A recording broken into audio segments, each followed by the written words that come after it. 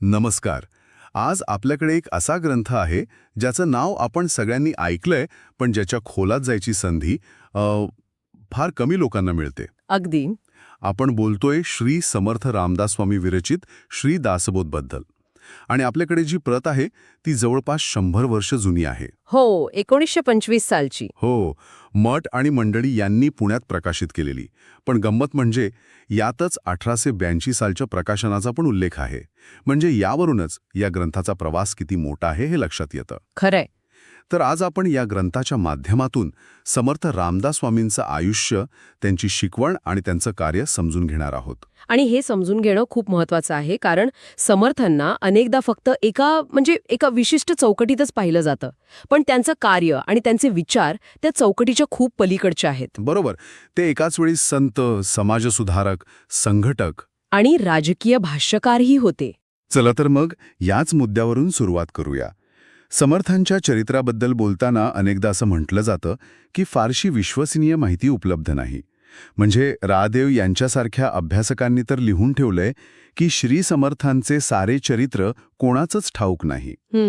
मग अशा वेळी त्यांच्या आयुष्याकडे कसं पाहायचं? हा प्रश्न खूप महत्वाचा आहे. आणि हे खरं आहे की त्यांच्या प्रत्येक दिवसाची नोंद आपल्याला सापडणार नाही. पण त्यांच्या आयुष्यातल्या ज्या मुख्य घटना आहेत ना, त्यातून त्यांच्या व्यक्तिमत्वाचा आणि कार्याचा जो बोध होतो तो जास्त महत्वाचा आहे. अच्छा. न्यायमूर्ती रानडे यांनी त्यांच्या the rise of the Maratha power या पुस्तकात नेमकं हेच मांडलंय.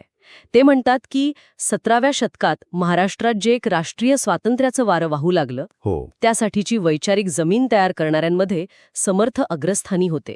त्यांचं कार्य हे फक्त वैयक्तिक मोक्षापुरतं मर्यादित नव्हतंच. म्हणजे त्यांच्या वैयक्तिक आयुष्यातील घटनांना त्या काळाच्या सामाजिक आणि राजकीय परिस्थितीच्या संदर्भात पाहिलं पाहिजे. त्यांचे मूळ नाव नारायण सूर्याजी पंत ठोसर. हो, जाम गावात जन्म. लहानपणापासूनच विरक्त वृत्तीचे. पण मला सर्वात जास्त आश्चर्य वाटतं ते त्यांच्या लग्नाच्या प्रसंगाचं. वयाच्या 12व्या वर्षी लग्नाच्या बोहल्यावर सावधान हा शब्द ऐकून पळून जाणं. अगदी. म्हणजे आजच्या काळातही हे किती धाडसाचं वाटतं. त्या काळात तर समाजाचा किती दबाव असेल. अगदी. आणि ही घटना त्यांच्यातल्या 2 गोष्टी एकदम स्पष्ट करते. एक म्हणजे त्यांची तीव्र वैराग्य वृत्ती आणि दुसरी म्हणजे त्यांची विलक्षण सजगता. हो.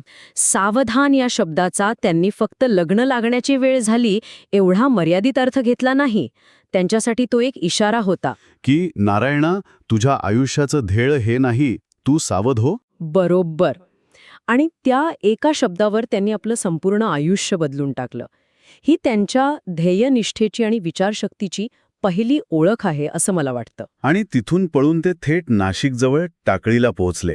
तिथे त्यांनी पुढची 12 वर्ष तपश्चर्या केली. मला वाटतं ही 12 वर्ष म्हणजे एका वादळापूर्वीची शांतता होती. हो. हीच त्यांच्या पुढील भव्य कार्याची तयारी होती. अगदी बरोबर. आणि ही 12 वर्ष म्हणजे केवळ डोळे मिटून केलेलं तप नव्हतं. तो एक अभ्यास होता, चिंतन होतं. याच काळात त्यांनी स्वतःला रामदास म्हणजे रामाचा दास बनवलं. या साधनेनंतर जेव्हा ते बाहेर पडले तेव्हा त्यांनी संपूर्ण भारतभर प्रवास केला.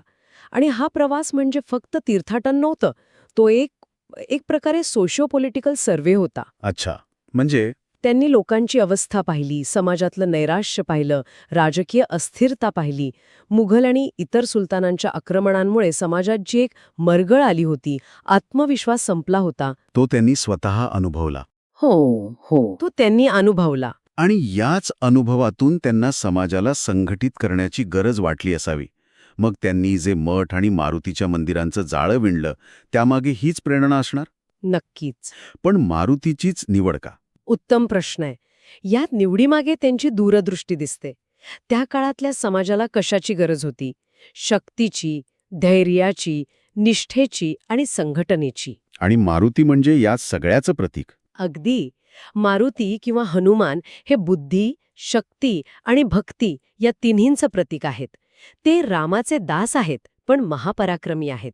समर्थांना समाजाला हाच संदेश द्यायचा होता की तुम्ही भक्त बना, पण निर्बल नको, बलवान बना. बलोपासनेचा मार्ग. बरोबर. त्यांनी स्थापन केलेली मारुतीची मंदिरं ही केवळ पूजास्थळं नव्हती, तर ती तरुणांसाठी व्यायामशाळा, चर्चा केंद्र आणि संघटन स्थळं होती. ती शक्ती आणि भक्तीची केंद्र होती. म्हणजे त्यांच्या आयुष्याचा प्रत्येक टप्पा बालपण, तपश्चर्या, भारतभ्रमण आणि संघटन हा एक मोठ्या योजनेचा भाग वाटतो. हो. या सगळ्या अनुभवांचा आणि चिंतनाचा सार त्यांनी कुठेतरी एकत्रित केला असेल ना? आणि मला वाटतं तेच म्हणजे दासबोध. अगदी बरोबर. दासबोध म्हणजे त्यांच्या त्या 12 वर्षांची साधना आणि त्यानंतरच्या भारत भ्रमणातील अनुभवांचं नवनीत आहे. या ग्रंथाची रचना नेमकी कशी आहे? हा ग्रंथ गुरु-शिष्य संवादाच्या रूपात आहे. यात 20 दशक आहेत आणि प्रत्येक दशकात 10 समास आहेत. म्हणजे एकूण 200 विषय. पण याची खरी गंमत त्याच्या विषयात आहे. म्हणजे बघा, सामान्यतः संत वाङ्मय म्हटलं की आपल्या डोळ्यासमोर भक्ती, वैराग्य, मोक्ष हेच विषय येतात. दासबोधात हे सगळं आहेच, पण त्यासोबतच उत्तम राजकारण कसं असावं, हो.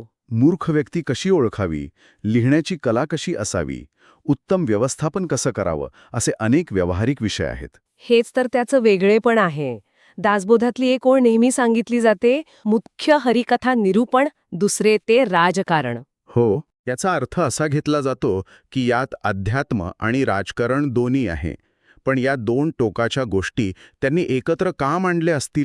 आणि गंमत म्हणजे समर्थांसाठी हे दोन वेगळे किंवा टोकाचे विषय नाहीतच. त्यांच्या मते या एकाच नाण्याच्या दोन बाजू आहेत. अच्छा. त्यांची विचारसरणी इथे समजून घेण्यासारखी आहे. त्यांच्या मते धर्माशिवाय राजकारण म्हणजे निव्वळ भ्रष्टाचार आणि अंधाधुंदी, आणि शक्तीशिवाय धर्म म्हणजे पांगळेपणा, जो स्वतःचंही रक्षण करू शकत नाही. वा. म्हणून समाजाच्या आणि राष्ट्राच्या उद्धारासाठी हरिकथा म्हणजे नीतिमत्ता आणि राजकारण म्हणजे व्यवहार चातुर्य, या दोन्हींची एकाच वेळी गरज आहे.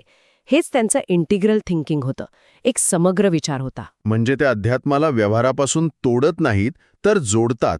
हाच धागा पकडून मला दुसऱ्या एका गोष्टीबद्दल विचारायचं आहे. दासबोधाच्या दुसऱ्या दशकाचं नाव आहे मूर्ख लक्षण. हो. अध्यात्माच्या ग्रंथाची सुरुवात करताना कुणी मूर्खांची लक्षणं का सांगेल, हा थोडा नकारात्मक दृष्टिकोन नाही वाटत? वरवर पाहता तसं वाटू शकतं, पण इथेच समर्थांची प्रतिभा दिसते. ते थेट मोक्षाच्या किंवा ब्रह्मज्ञानाचा मोठमोठ्या गोष्टी करत नाहीत. ते म्हणतात, थांबा, आधी जमिनीवर या. आधी व्यवहारात शहाणे व्हा. अगदी. जो माणूस स्वतःच्या चुका ओळखू शकत नाही, जो स्वतः मूर्खासारखा वागतोय हे ज्याच्या लक्षात येत नाही, तो परमार्थासारख्या सूक्ष्म विषयाला कसा समजणार? बरोबर. म्हणून मूर्खलक्षण हा अध्यात्माचा पाया आहे. कळस नाही. आधी काय नसावं हे कळलं की काय असावं हे जास्त चांगलं कळतं. ही त्यांची शिकवण्याची एक पद्धत आहे. ते अध्यात्म जमिनीवर आणतात, ते सर्वसामान्यांसाठी सोपं करतात. म्हणजे आधी स्वतःला ओळखा, स्वतःमधले दोष दूर करा, मग परमार्थाचा विचार करा. हाच विचार त्यांच्या एकूण शिकवणीचा गाभा होता का? नक्कीच. त्यांच्या संपूर्ण शिकवणीचा केंद्रबिंदू आहे प्रयत्नवाद. त्या काळात देववादाचा खूप पगडा होता. नशिबात असेल ते होईल या विचारामुळे समाज निष्क्रिय झाला होता. हो, एक जडत्व आलं होतं. बरोबर. समर्थांनी यावरच हल्ला केलाय. दासबोधात ते म्हणतात, केल्याने होत आहे रे, आधी केलेची पाहिजे. ते लोकांना सांगतात की नशिबावर अवलंबून राहू नका, प्रयत्न करा, उद्योग करा, संघटित व्हा. त्यांनी चळवळीचं महत्त्व जाणलं होतं. अगदी. त्यांची संपूर्ण शिकवण लोकांना निष्क्रियतेतून बाहेर काढून कृतीप्रवण करण्यासाठी होती. आणि याच कृतीप्रवणतेचं सर्वात मोठं उदाहरण म्हणजे छत्रपती शिवाजी महाराज. समर्थ आणि शिवाजी महाराज यांच्या संबंधांबद्दल खूप बोललं जातं. आपल्या या स्रोतानुसार त्यांच्यात नेमके कसे संबंध होते? या पुस्तकातल्या माहितीनुसार त्यांची पहिली भेट साधारणपणे 1647च्या सुमारास झाली. समर्थांनी शिवाजी महाराजांना केवळ एक राजा म्हणून पाहिलं नाही, त्यांनी महाराजांमध्ये धर्मस्थापना आणि स्वराज्य स्थापना करण्याची क्षमता ओळखली होती. अच्छा. त्यांनी महाराजांना लिहिलेल्या एका पत्रातल्या ओळी खूप बोलक्या आहेत. ते म्हणतात, तुमचे देशी वास्तवळ केले, परंतु वर्तमान नाही घेतले. म्हणजे यात एक अधिकार आहे, एक आपुलकी आहे. हो. ते पुढे महाराजांना यशवंत, कीर्तिवंत, सामर्थ्यवंत असं संबोधतात. ते महाराजांना राजधर्माचा आणि क्षात्रधर्माचा उपदेश करतात. थोडक्यात सांगायचं तर समर्थ हे महाराजांसाठी एक वैचारिक आणि आध्यात्मिक आधारस्तंभ होते. म्हणजे एकीकडे दासबोधातून वैचारिक मार्गदर्शन आणि दुसरीकडे महाराजांसारख्या कर्तृत्ववान राजाला प्रत्यक्ष मार्गदर्शन. त्यांचं कार्य किती व्यापक होतं हे दिसतंय. खरंय. पण मग एका सामान्य माणसाने काय करावं हे त्यांनी कसं सांगितलं? म्हणजे एक आदर्श व्यक्ती किंवा नागरिक कसा असावा याबद्दल दासबोधात काही मार्गदर्शन आहे का? भरपूर आहे. दासबोध हे एक प्रकारे पर्सनॅलिटी डेव्हलपमेंटचं पुस्तक आहे. त्यात विवेक, प्रयत्न, संघटन, चातुर्य, सहिष्णुता, परोपकार अशा अनेक गुणांबद्दल सविस्तर लिहिलंय. पण त्यांची एक त्रिसूत्री होती, कर्म, उपासना आणि ज्ञान. आधी कर्म करा, म्हणजे आपलं कर्तव्य चोख बजवा. त्यासोबत उपासना करा, म्हणजे मनात भक्ती आणि श्रद्धा ठेवा. आणि या दोन्हींच्या जोरावर ज्ञान मिळवा, म्हणजे विवेक जागृत ठेवा. म्हणजे त्यांना फक्त मोक्ष मिळवणारे वैयक्तिक साधक नको होते. नाही, त्यांना समाजाचं आणि राष्ट्राचं हित जपणारे, चारित्र्यसंपन्न आणि कृतिशील नागरिक घडवायचे होते. आणि त्यांनी निर्माण केलेली महंत परंपरा याच कामासाठी होती का? अगदी. त्यांचे महंत हे आजच्या अर्थाने केवळ मंदिरात बसणारे पुजारी नव्हते. ते समाजप्रबोधक होते, मार्गदर्शक होते. ते गावोगावी फिरायचे, लोकांना दासबोधातले विचार सोप्या भाषेत सांगायचे, लोकांना संघटित करायचे, त्यांच्या समस्या सोडवायला मदत करायचे. म्हणजे ही महंतांची फळी म्हणजे एक प्रकारे समाजात वैचारिक आणि नैतिक नेतृत्व निर्माण करण्याचा एक मोठा प्रयत्न होता. अगदी बरोबर. त्यांनी शक्तीसाठी मारुतीची मंदिरं उभारली आणि नीतिमत्तेसाठी महंतांची परंपरा सुरू केली. शक्ती आणि नीती यांचा हा संगम त्यांना अपेक्षित होता. तर आजच्या या चर्चेतून समर्थ रामदास स्वामी आणि त्यांच्या दासबोधाचे अनेक पैलू उलगडले. ते केवळ एक संत नव्हते, तर एक दृष्टे समाजसुधारक होते, ज्यांनी समाजाची गरज ओळखून त्यांना भक्तीसोबतच शक्तीचा, दैववादासोबत प्रयत्नवादाचा आणि परमार्थासोबत व्यवहाराचा मार्ग दाखवला. निश्चितच. आणि दासबोध हा केवळ एकदा वाचून बाजूला ठेवण्याचा ग्रंथ नाही, तो खरं तर एक लाईफ मॅन्युअल आहे. त्यात प्रत्येक व्यक्तीसाठी, प्रत्येक परिस्थितीसाठी काहीतरी मार्गदर्शन आहे. खरंय. समर्थांनी भक्तीला शक्तीची दिलेली जोड हा विचार आजही तितकाच किंबहुना जास्तच महत्वाचा वाटतो. या संपूर्ण चर्चेतून हे स्पष्ट होत आहे की दासबोध हा केवळ एक आध्यात्मिक ग्रंथ नाही, तर तो व्यावहारिक जीवन, समाजकारण आणि राजकारण यावर भाष्य करणारा एक कालातीत मार्गदर्शक आहे. या चर्चेचा समारोप करताना एक विचार मनात येतो.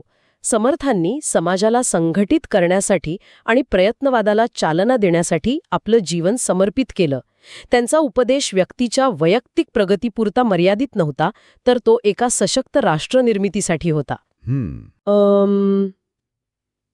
ऐकणाऱ्यांसाठी विचार, आजच्या या आधुनिक आणि गुंतागुंतीच्या जगात जिथे वैयक्तिक ध्येय आणि सामाजिक जबाबदाऱ्या यांच्यात नेहमीच संघर्ष दिसतो, तिथे समर्थांनी सांगितलेला प्रपंच आणि परमार्थ यांच्यातला समन्वय कसा साधता येईल? हा खूप महत्वाचा प्रश्न आहे. आपला प्रपंच म्हणजे आपलं काम, आपलं करिअर, आपलं कुटुंब सांभाळून परमार्थाचा म्हणजे व्यापक सामाजिक हिताचा विचार करणं हे आजच्या काळात शक्य आहे का? आणि असेल तर कसं?